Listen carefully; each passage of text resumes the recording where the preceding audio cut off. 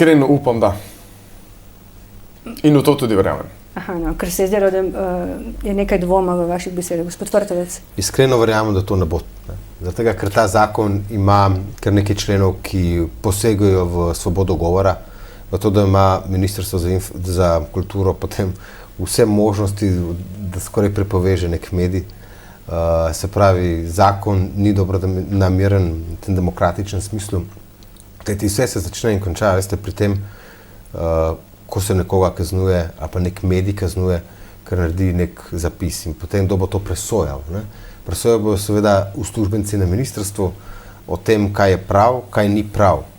Se pravi, s tem delamo mi korake nazaj, pred leto 1991 ali pa še celo pred leto 1975. Delamo korake nazaj v neko drug sistem, drugo družbo, namesto da bi pač pustili pluralnost mnenj, tudi pluralnost medijev.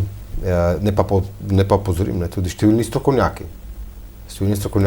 profesori na filozofski fakulteti, pa tudi na FDV-ju govorijo o stranpoteh te zakonodaje.